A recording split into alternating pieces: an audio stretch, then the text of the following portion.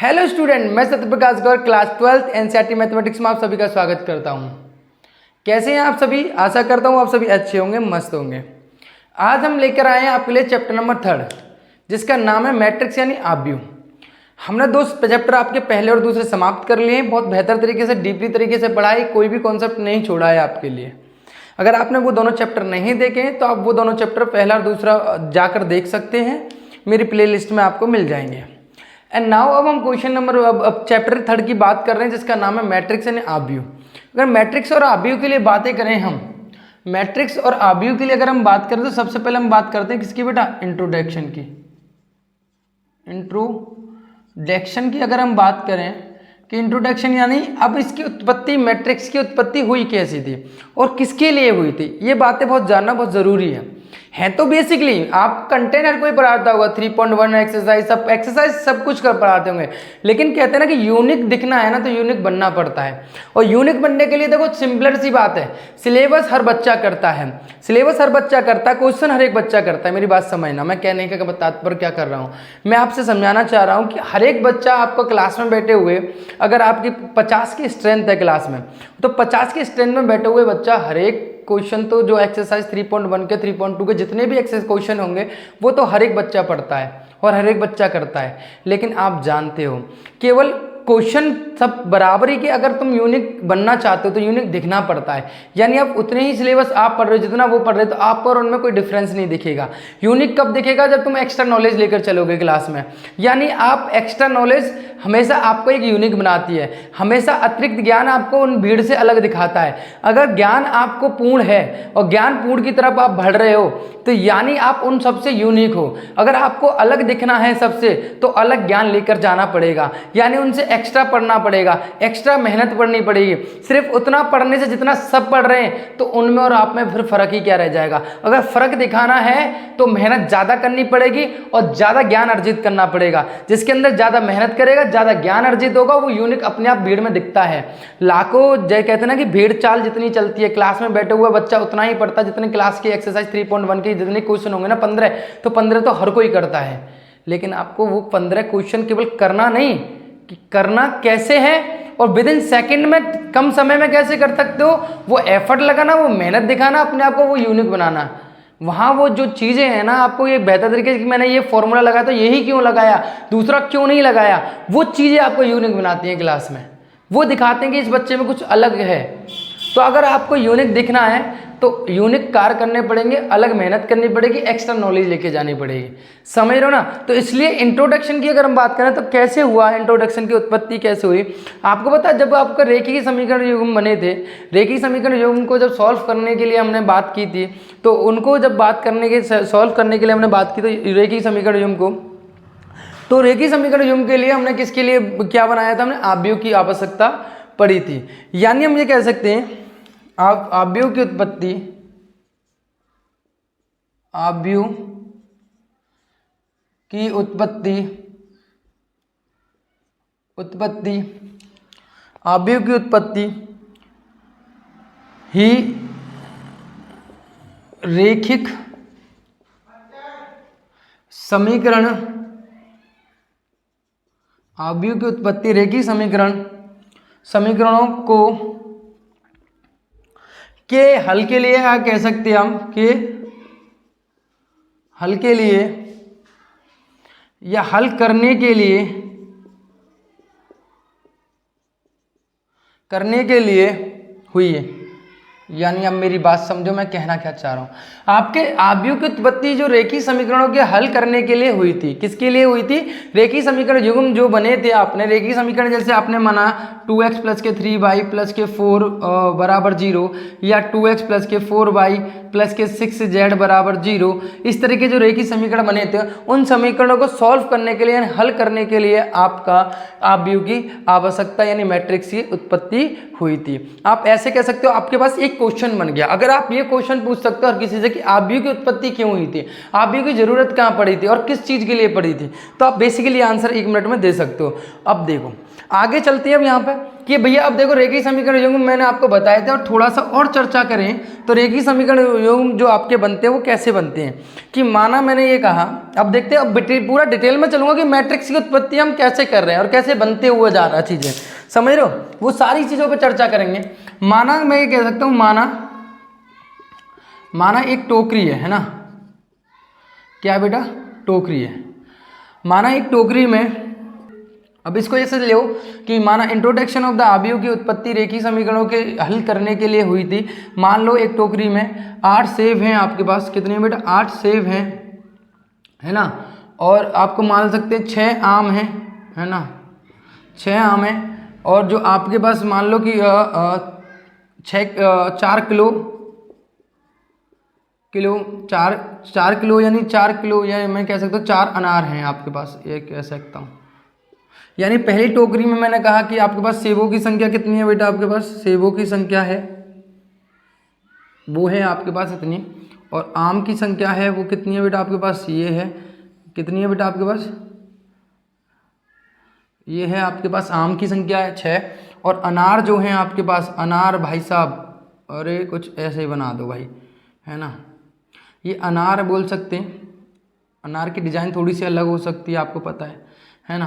अनार जो हैं वो आपके पास कितने बेटा, 4 हैं।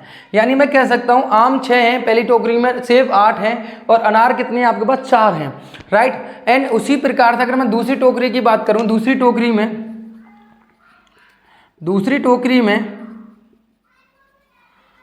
में अगर मैं बात करूँ बेटा, मान सकते हैं, मान लो 10 सेब हैं मेरे पास, कितने हैं बेटा, 10 सेब हैं, और मान लो आपके पास 8 आम हैं, और मान लो कितने, 6 अनार हैं, राइट।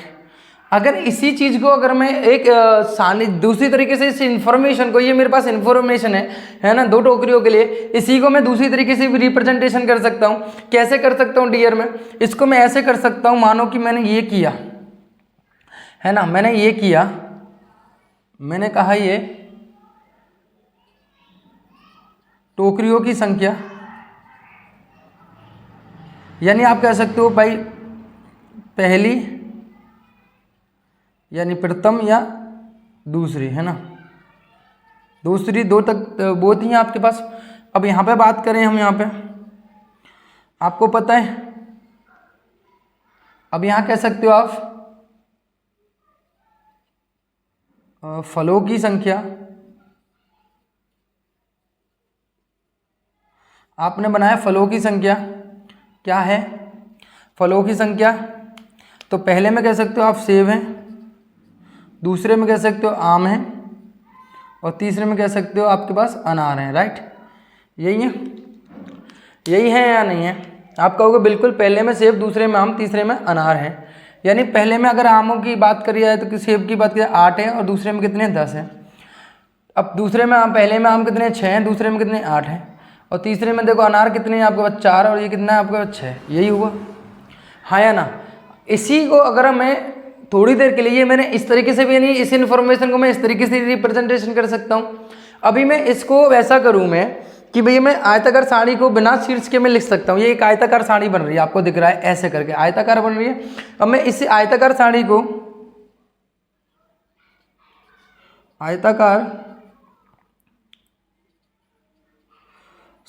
को बिना शीर्ष के लिख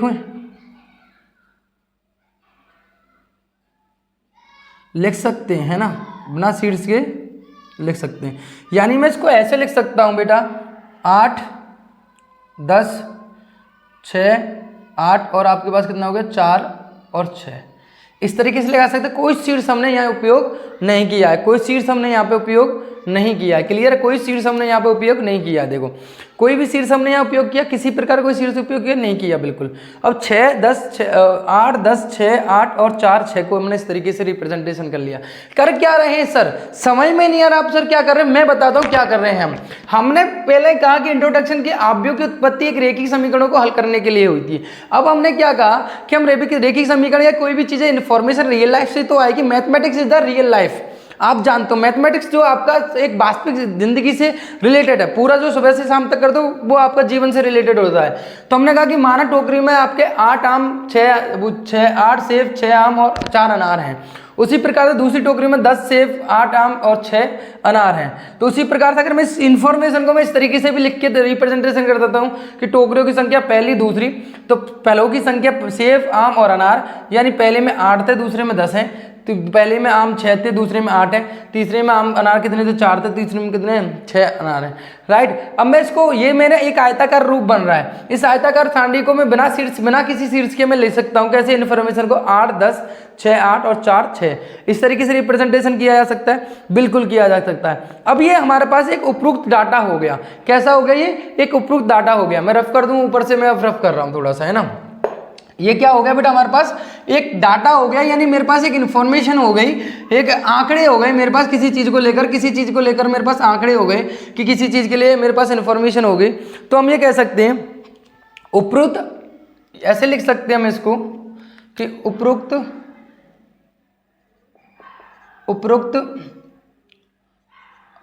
आंकड़ों को यानी डेटा को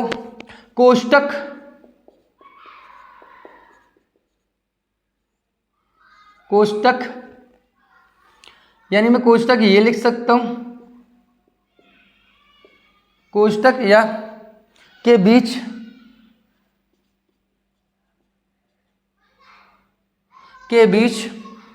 रखें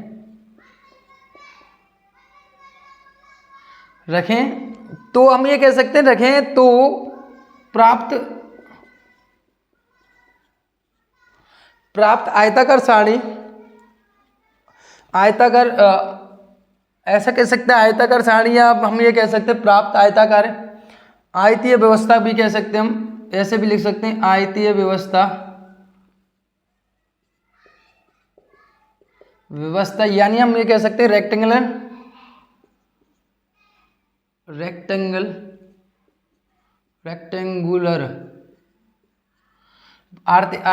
आयतीय व्यवस्था यानी रेक्टेंगुलर एरे, क्या बोला जाता है बेटा, एरे,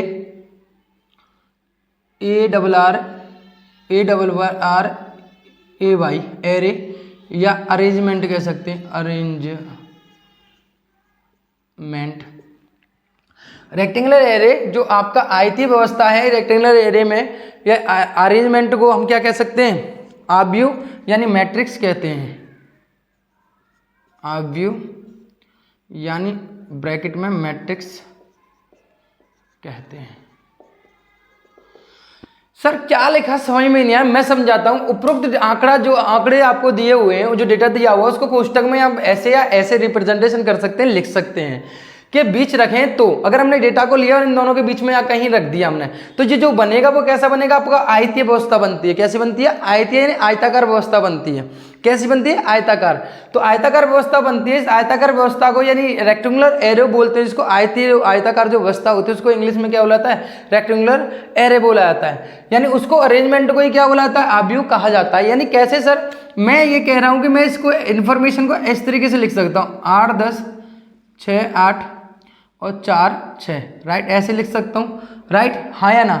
तो जो आपको पता है, तो ये जो व्यवस्था है वो कैसी आपकी आयताकार हो गई। कैसी हो गई, आयताकार, यानी रेक्टेंगुलर एरे हो गया। इसको क्या बोला जाता है, रेक्टेंगुलर एरे बोला जाता है, और हिंदी में इसको आयताकार व्यवस्था बोला जाता है, यानी आयताकार एरे बोला जाता है, इसको रेक्टेंगुलर एरे बोला जाता है। जब किसी भी अवयवों को एक आयताकार व्यवस्था में एक व्यवस्थित कर दिया जाता है, उस व्यवस्थित करने के तरीके को क्या कहा जाता है, मैट्रिक्स कहा जाता है। क्या कहा जाता है, मैट्रिक्स कहा जाता है। समझ रहे हो, ऐसे भी कह सकते हैं, या ऐसे भी कह सकते हैं, दिए हुए आंकड़ों को, दिए गए आंकड़ों को यानी डेटा को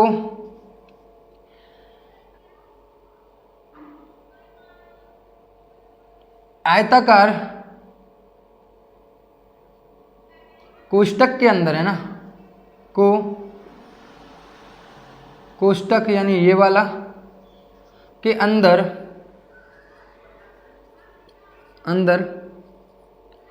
आयताकार व्यवस्था में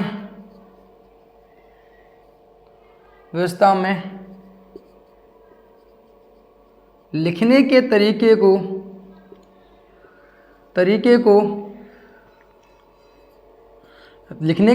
को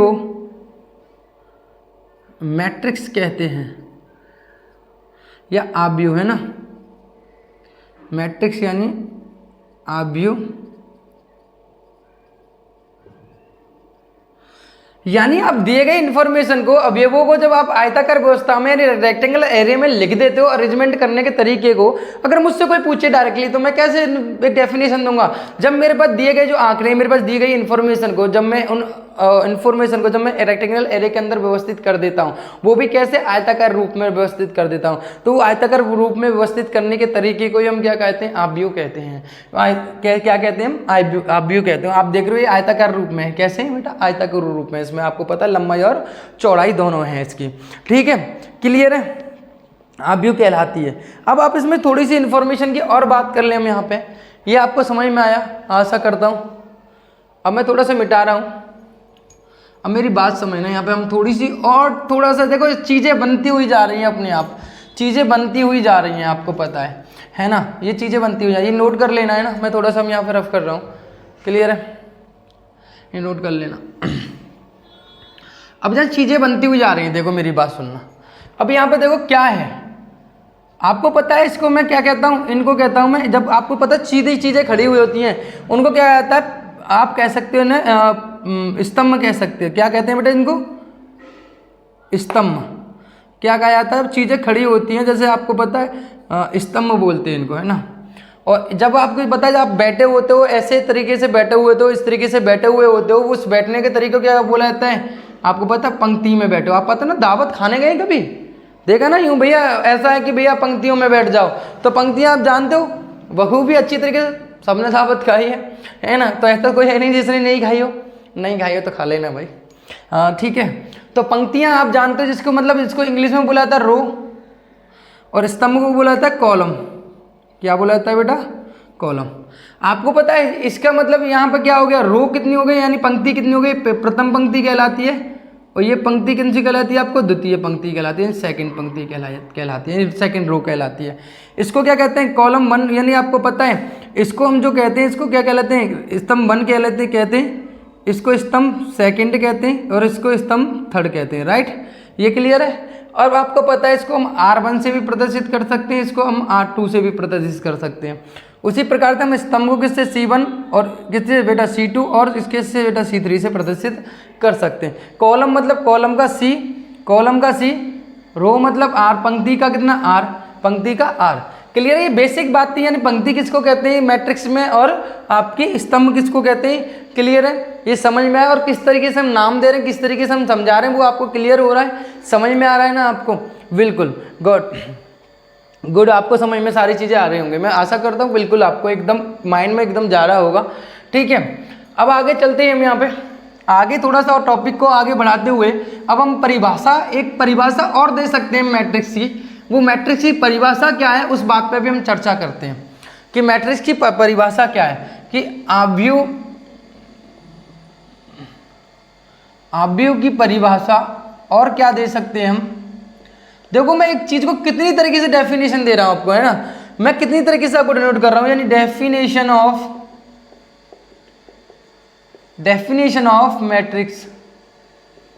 आप भी बताओ मैंने एक चीज को कितनी तरीके से डेफिनेशन डिफाइन कर रहा हूं आपके लिए, हर तरीके से, है ना। हम ये कहते हैं m इंटू एन, हम ये कह सकते हैं स्मॉल m क्या कह सकते हैं, small m into small n, संख्याओं तथा फलनों को फलनों को ऐसे कह सकते हैं को आयताकार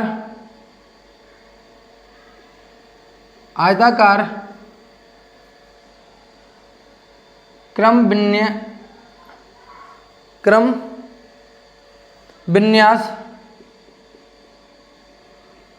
विन्यास यानी रेक्टेंगुलर एरिया अरेंजमेंट को क्रम विन्यास यानी रेक्टेंगुलर एरिया इंग्लिश में भी बोल सकते हैं, यहाँ पे लिख सकते हो आप रेक्टेंगुलर एरे या अरेंजमेंट को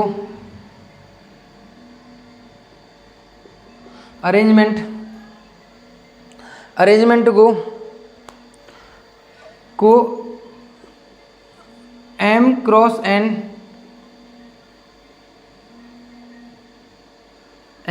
n आव्यूह कहते हैं, राइट। इसको जो हम ये पढ़ते हैं कि m बाई n की आव्यूह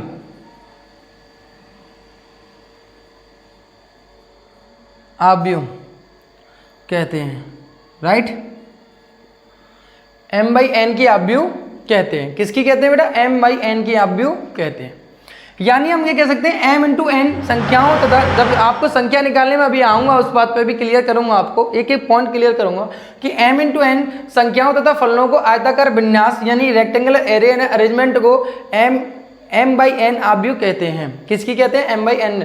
जब मैं m इंटू n संख्याओं को, जैसे m इंटू n संख्या हो आपके पास या फलनों को ये आपको फलन दिए गए हैं, जब आप उसको कहने का मतलब जब फलन हो या m इंटू n संख्या हो, उनको आयताकार, मेन पॉइंट क्या है वो समझो आप, आयताकार क्रम विन्यास यानी रेक्टेंगुलर एरे में अरेंजमेंट को m क्रॉस n की आव्यूह कहते हो। यानी मैं ये कह सकता हूँ m इंटू n संख्याओं की आव्यूह को जब आयताकार क्रम विन्यास यानी रेक्टेंगुलर एरे में रख देते हैं, लिखने के तरीके कोई m क्रॉस n यानी m बाई n की आव्यूह कहते हैं, m बाई n की आव्यूह कहते हैं। ऐसे भी हम इजीली तरीके से डेफिनेशन दे सकते हैं, क्लियर है। ये भी हम बहुत अच्छी तरीके से डेफिनेशन दे सकते हैं, क्लियर। कोई दिक्कत किसी प्रकार की, मैं चाहता हूँ आपको क्लियर होगा। या हम ऐसे कह सकते हैं कि आव्यूह पढ़ते हैं, यहाँ पे एक ऐसे भी लिख सकते हैं आप पढ़ते हैं, राइट, क्लियर है। कोई दिक्कत किसी प्रकार की, चलिए, नहीं होनी चाहिए। अब देखो मेरी बात,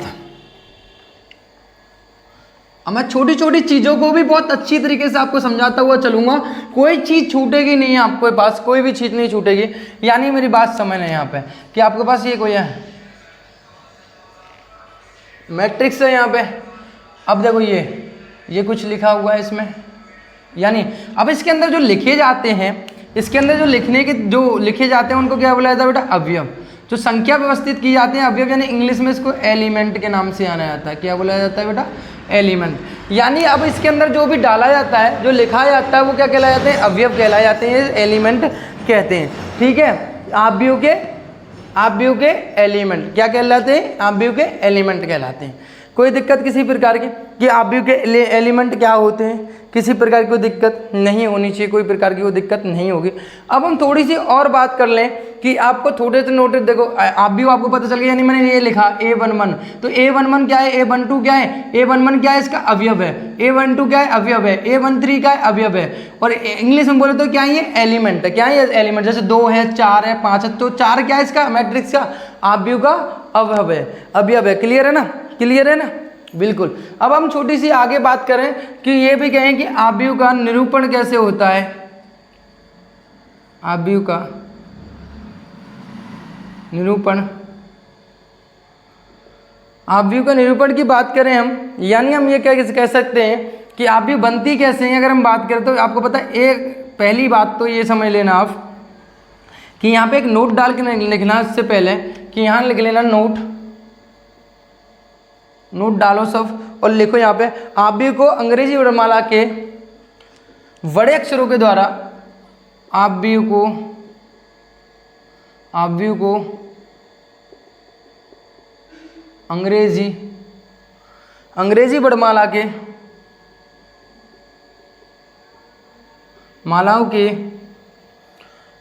अंग्रेजी वर्णमाला के माला को नहीं, सॉरी, अवयव को अंग्रेजी वर्णमाला के बड़े अक्षरों द्वारा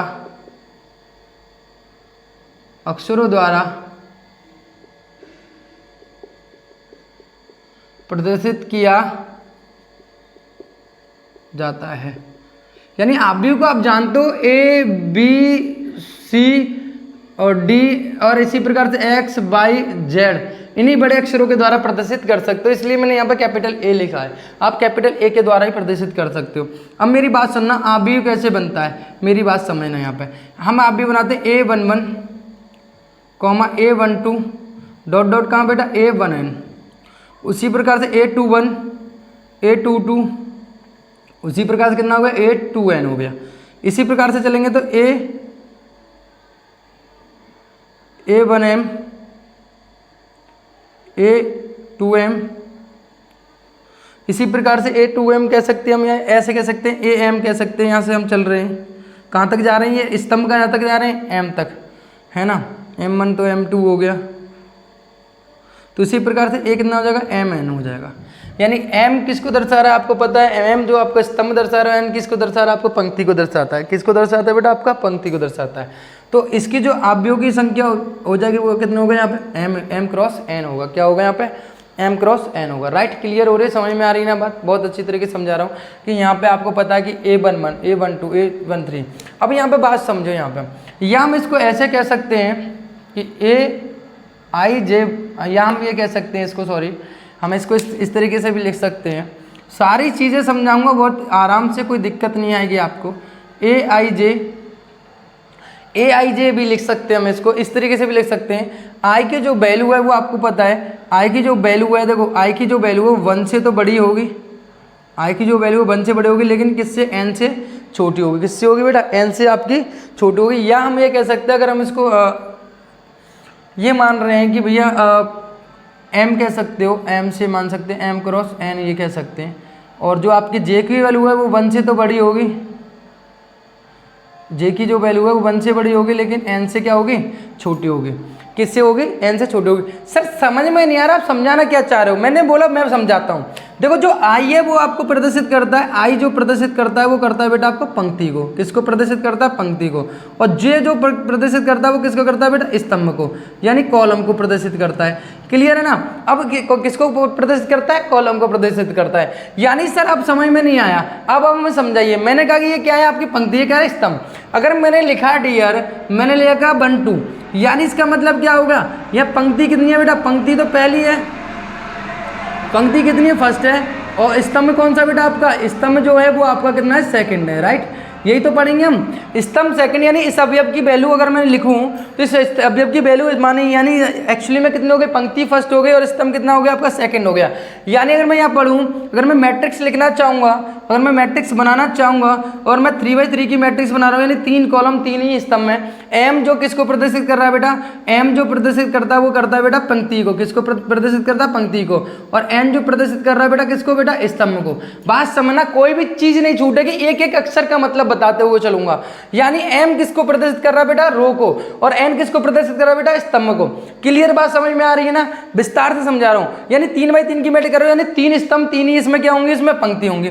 यानी मैंने ये लिखा, सर ये लिखा, अब मेरे को बताओ, ये 9 हो गए, क्लियर है। अब मेरे को बताओ ये A12 लिखना है, तो A12 मतलब ये पहला स्तंभ, ये दूसरा स्तंभ, यानी दूसरा स्तंभ और पहली पंक्ति। यानी ये एलिमेंट किसका है, पहली पंक्ति का और दूसरे स्तंभ का। यानी यहाँ पे आएगा, किसका आएगा बेटा, यहाँ पे आएगा। राइट, आएगा नहीं आएगा, यहाँ पे आएगा। क्लियर है ना। तो इस तरीके से अरेंजमेंट किया जाता है कि आई की वैल्यू जो है वो 1 से तो बड़ी होती है लेकिन M से छोटी होगी। यानी आप जो भी आई यहाँ रखोगे, आई जो है यहाँ पे एलिमेंट, आप इसको जैसे आपको निकालना है, A11, तो I बराबर 1, J बराबर 1, यानी A11 आ जाएगा।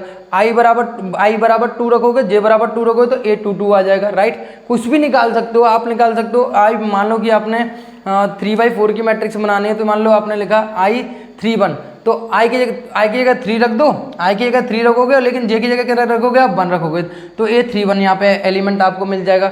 यानी आप देखोगे जो I की वैल्यू वो 1 से तो बड़ी होगी, लेकिन एक्चुअली में जो M होगा, जो पंक्ति होंगी, जितनी भी पंक्ति होंगी उससे क्या होगी, कम होगी।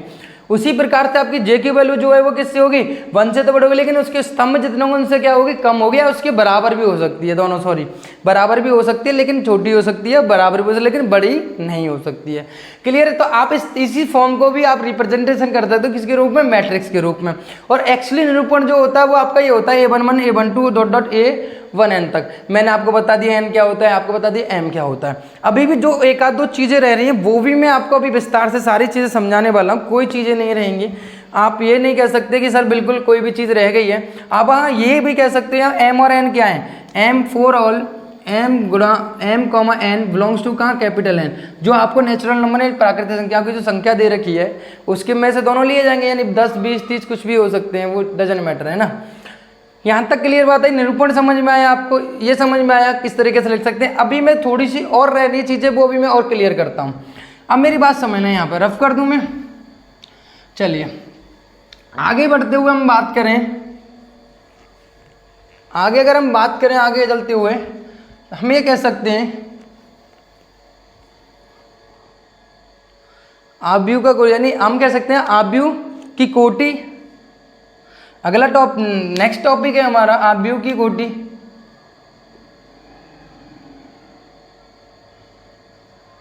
आव्यूह की कोटि या ऑर्डर ऑफ मैट्रिक्स, हम ये कह सकते हैं ऑर्डर ऑफ क्या होता है, मेरी बात सुनना। यदि किसी आव्यूह में m पंक्ति तथा n स्तंभ में, यदि किसी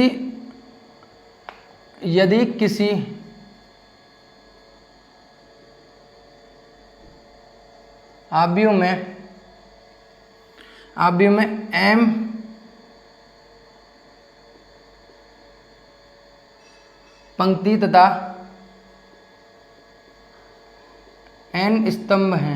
पंक्ति तथा n स्तंभ हैं,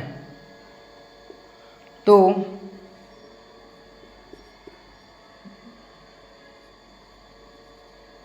आव्यूह की कोटि जो होगी वो कितनी होगी बेटा आपके पास, आव्यूह की कोटि m क्रॉस n हो जाती है। आव्यूह की कोटि कैसे लिखी जाएगी, m क्रॉस n, जिसमें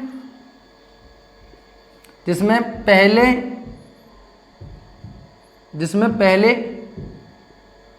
पंक्ति को तथा द्वितीय में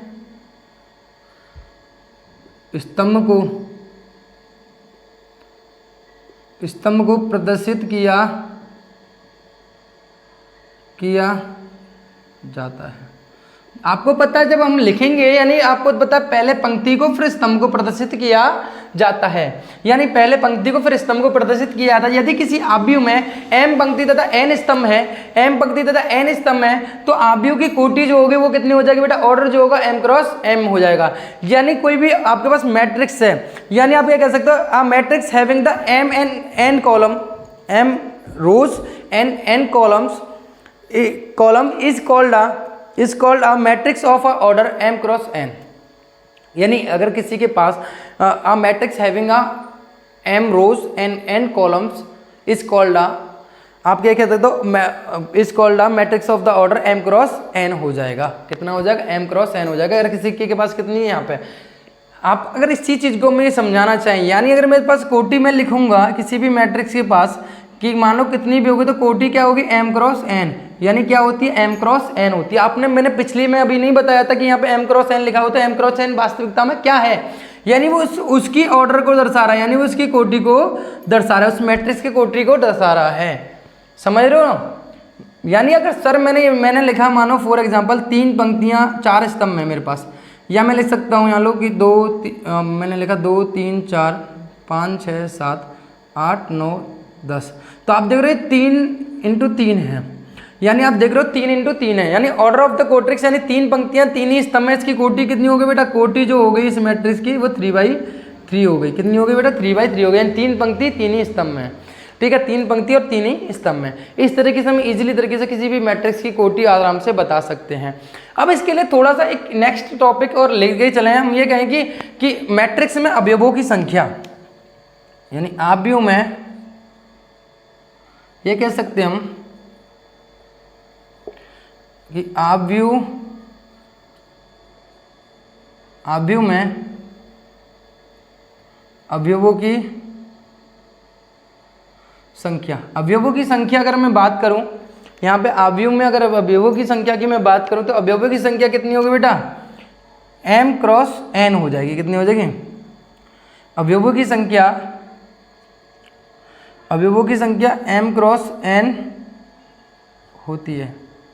अगर वही वाली बात, अगर पंक्ति कितनी है m है और स्तंभ कितने n है, तो अवयवों की संख्या कितनी हो जाएगी, m क्रॉस n हो जाएगी। सर बात इसमें और इसमें क्या है, पर अवयव और कोटि में क्या फर्क है, अवयवों की संख्या में क्या फर्क है, कोई फर्क नहीं। इतना फर्क है कि अवयवों की संख्या कितनी हो जाएगी, 9 हो जाएगी। कितनी हो जाएगी, 3 गुणा 3। जितने भी आपको कोटि दिए हैं m क्रॉस n का मल्टीप्लाई कर लीजिए, यानी m क्रॉस m का क्या कर लीजिए, गुणा कर लीजिए, है ना। प्राप्त संख्या क्या कहलाती है बेटा, प्राप्त संख्या अवयवों की संख्या कहलाती है, राइट। अब प्राप्त संख्या ही क्या कहलाती है, अवयवों की संख्या कहलाती है। प्राप्त संख्या ही क्या कहलाती है, अवयवों की संख्या कहलाती है। अगर आपको नीचे दिखाई नहीं दे रहा है, अगर आपको नीचे दिखाई नहीं दे पा रहा है तो समझ लेना, गुणा कर लीजिए, प्राप्त संख्या अवयवों की संख्या कहलाती है। प्राप्त संख्या ही क्या कहलाती है, अवयवों की संख्या कहलाती है। यानी हमें 3 गुणा 3 का मल्टीप्लाई कितना आ गया, 9 आ गया। ये आपको अवयवों की संख्या पता चल गई। क्लियर है बेटा, रफ कर दूं, आपको समझ में आया होगा। इसी के साथ में अगर आगे चलूं मैं इसको लेके